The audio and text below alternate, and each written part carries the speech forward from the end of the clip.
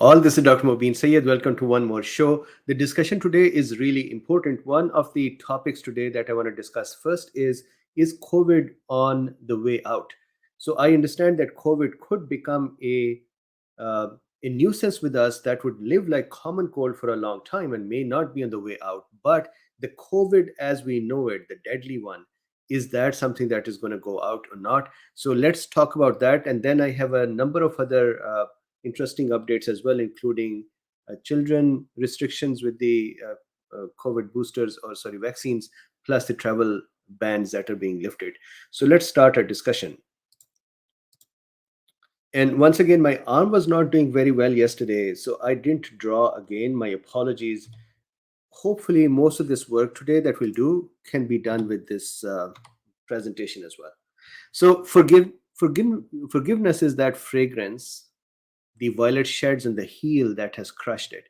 And I read that this was Mark Twain, but there has been there are lots of articles that talk about this maybe by others. So I put them all's name over here. So here is the big deal that we need to discuss. And here is the references so that you can look at these references when you want. This is US. These are all the discussion that I'm going to do. This is US confirmed cases, death rates, then the US's population, then the children and their data, then the percentage of the asymptomatic infected people, then CDC published rates of COVID-19 cases and deaths by vaccine brands. And I would see that CDC has a tracking site now. Maybe they had it for some time, but we saw it now. And it is kind of not that sophisticated, but it still is an interesting one. And we'll look into that as well together. Then we'll look into UK's data as well, and we'll look into Israel's data. So there's a bunch of things, and all of the references are here. I have categorized those references and put them in the description as well, so you can go and look at them. For this particular discussion that I'm going to do, I would really love it if you can actually give me feedback as well and participate in this discussion. So here is what the discussion is. In the US, as you can see here, the case or the cases are falling. And so here on September 13, there were 518.25 cases per million. And on October 26, that is yesterday, 2021, there were 212.35 cases per million. So about half or slightly lesser than half. That is what happened from September to October 26, September 13 to almost a month. And it is falling and it is still falling. Then the number of deaths, although there is no one-to-one coupling of the number of deaths. For example, if there are cases, 10 cases on day one, the deaths on day one are not going to match. For those cases, deaths would occur, unfortunately, a little later, 4 to 6 weeks later. However, deaths independently, when seen, they are also reducing. So if you see here, this wave, on September 22nd, 2021, there were 6.29 deaths per million in US. And on October 26th, yesterday, 4.53 deaths per million. So that is also a trend that is downward, not as much as the cases, but for sure downwards. Then if you see here, this is what is an important number. This is the fully vaccinated. So I'm not looking at one dose. I'm not looking at no doses at all. I'm looking at fully vaccinated data. Again, I have taken the screenshots. This is my world in data, our world in data. And what I wanted to see here is the percentage of vaccinated. And let me show you this chart here. If I go to percentage, so this is share of the population fully vaccinated against COVID-19. And once again, if you look at this October 26, you would see the number 56.7%. And then if I go back to 22 or before September, early September, 52.3%. So 3-4% difference. And that's all. It's not a lot of difference. So that is the vaccination. I would say that for a lot of time now, the vaccination rate are kind of gradually increasing, not as much increasing as they were here. So then, what is the situation with the US immunity? So here is some math. I'll show you the math on the next page as well, but let's look at the points here. And these are the points I want to say thank you to Skyfrog and John to discuss them with me as well and to review them. And this is a request to you as well, that look at these numbers, tell me how do you see them, and what is your math, because a lot of pieces in this math are speculations. So let's see if we can see the lower bounds and upper bounds. So let's start. First of all, the reproduction rate or the herd immunity's formula is R naught minus 1 divided by R naught. We know that. And the reproduction rate at this time is anywhere from 4 to 8. I took 5.06. And why did I take that number? Once again, I'm showing you these references so you are comfortable that at least I took those references from studies instead of just some made up number. Where is that study? Here. So this is pubmed.ncbi, and here is a study that says the Delta variant is now replacing all other SARS-CoV-2 variants. We found a mean R naught of 5.08, which is much higher than the R naught before. And I believe that at this time, R naught may be even more higher. But I took a smaller R naught to see that maybe we would have lesser number of people for the herd immunity. So you can plug in the number that you like. Here, the number is 5 that we took. So 5 minus 1 divided by 5 is 4/5 of the population will have to be somehow protected or defending against the virus to bring R naught to 1. That means one person can infect only one more person. That's one. Secondly, now what is the situation in the US? Let's look at this. Fully vaccinated people in the US. The population at this time is 332 million. The fully vaccinated are 56%. I just showed you that chart. 56% fully vaccinated means 185 or 186 million people are fully vaccinated. Whatever that means in your head, that means protected, that means partially protected, that means somewhat protected for some months. Have a definition in your mind and use that. But that is 186 million people. Then there is another number, and that is infected. Unfortunately, this is a number that our authorities do not account in. They should. However, the number is 45.6 million people who have become sick with COVID in the US. I think eventually at some point we all are going to be 45.6 million so far. Out of those 45.6 million, 750,000 and some have died. The remaining, let's say, 44.8 million, they have recovered, and some have recovered with some long lasting damage, some have recovered fully. So I wish everyone well and everyone be safe. Now this 48 million, sorry, not 48, 44 million, this 44 million number ideally should be added to 185.9 million vaccinated. But what we do not know is, out of all the ones who are vaccinated, if I go here for my drawing board for a second, so let's say all who are vaccinated are here. Out of them, how many are infected and also vaccinated here? What is this overlap is not known to me. This overlap. So what I did was, over here we have 186 million. I said there is sufficient overlap in the infected and recovered that we are left only with 10 million that are infected, recovered, and never vaccinated. And everybody else is vaccinated, maybe. Or you can change that number to say, you know what, infected, recovered, and not vaccinated, and only 10 million of them are vaccinated. Use a number. I took 10 million from here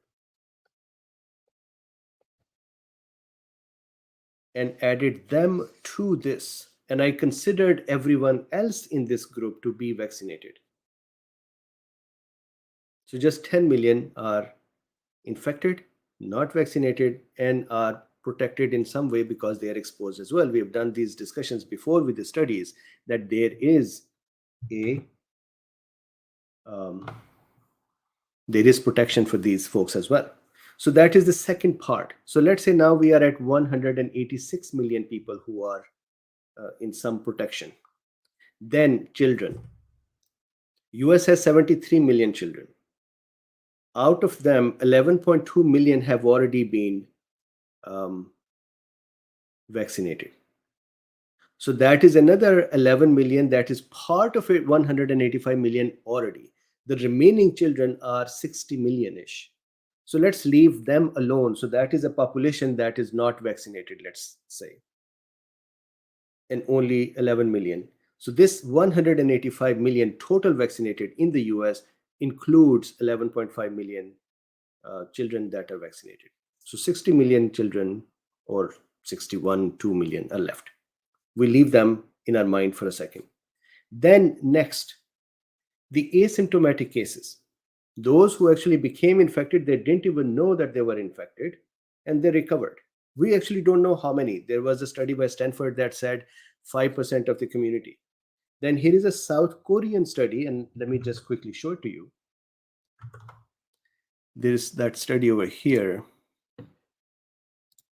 Here, 30% of people with COVID 19 show no symptoms. Here's why they carry it. So, this article slant from Hartford Healthcare is that people who are asymptomatic, they can spread a lot without knowing. But in here, they have cited a study from South Korea that shows that about 30%. So, what they did was in South Korea, they took a bunch of people and they just started monitoring them, and they found that 30% developed disease without actually having any symptoms. Then here in this article, they say that Anthony Fauci, director of the National Institute of Allergy and Infectious, or Fauci, he said roughly 40% of Americans with COVID-19 are asymptomatic. So let's say 20% are asymptomatic. So now 20% of 332 million. I'm hoping that is the number. Ideally, there should be a study where you stand on the roadside and you ask people to say, you request them that, hey, can we have your antibodies or can we have your PCR test, and figure out an actual number. This is not a difficult study to do, but anyways, it's not done yet. I know Sweden had done this study once for Stockholm. So back here, let's say 20%. 20% will mean about 60 million.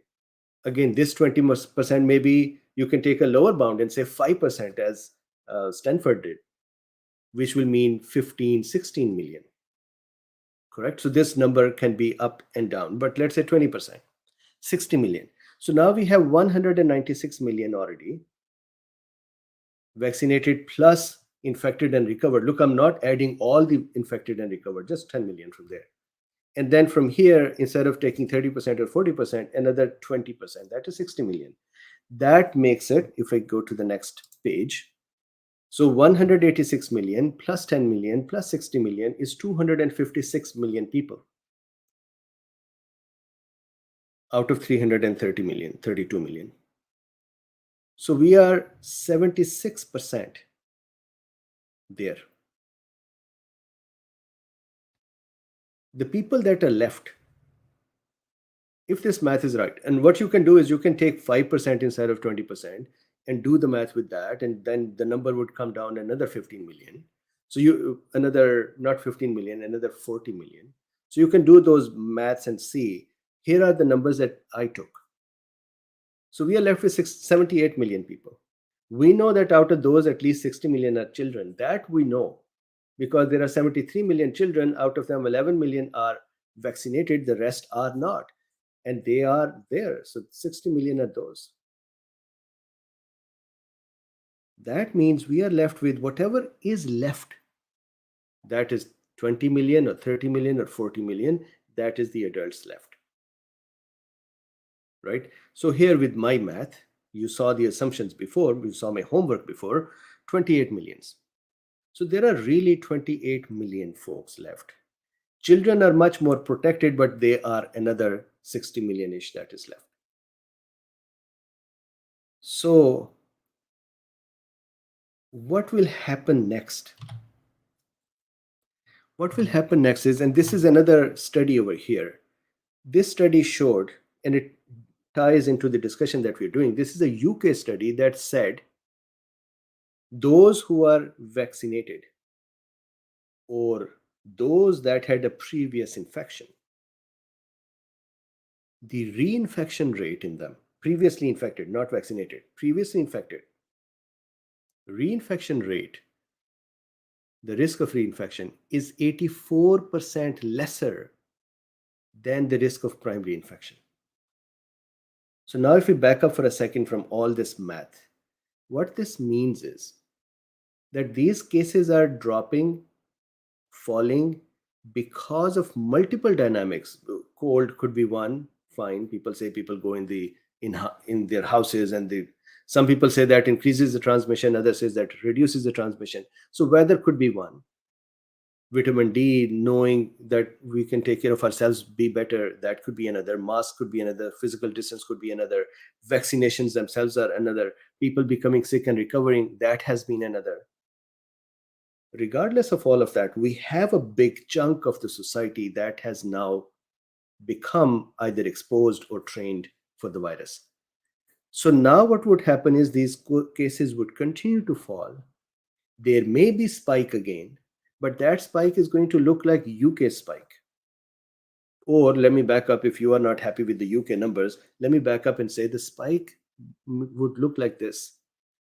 Infections will be in protected folks, or exposed folks, or vaccinated folks. There will be a decoupling from death and hospitalization. There would be cases, they may develop a spike. Let me use UK as an example. So if I go here to UK, look at the UK's cases. This is a very broad, big spike, correct?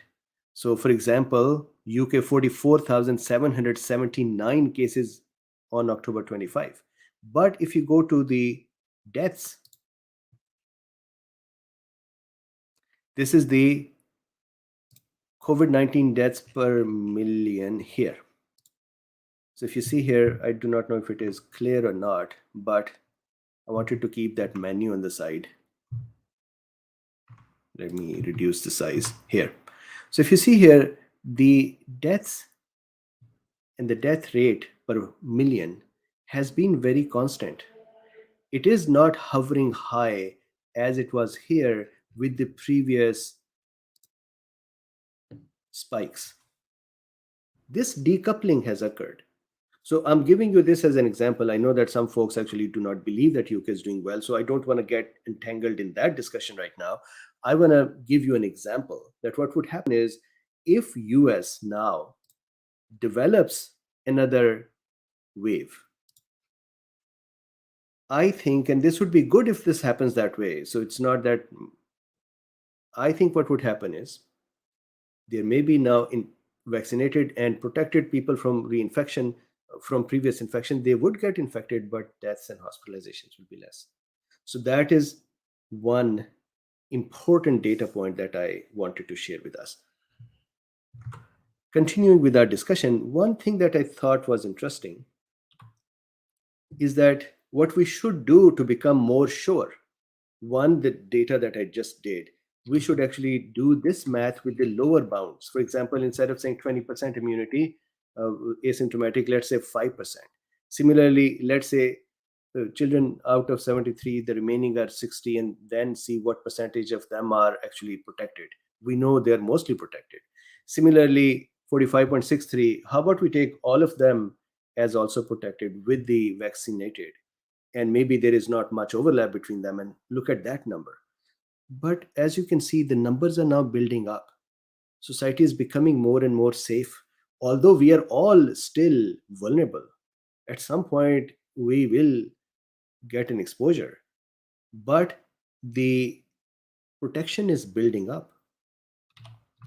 So here is what I thought was interesting. If CDC or someone can run a study where they can see in various cities simultaneously, maybe in the morning time or evening time, so that if you stay there on a street for the whole day, Maybe you will find someone in the morning and the same person in the evening and count them 12, double time. So maybe in the morning or evening, one city, and then in the whole country, maybe such 100 sites simultaneously do people's antibodies and PCR tests and just see what is the prevalence of antibodies and prevalence of PCR without having them symptoms.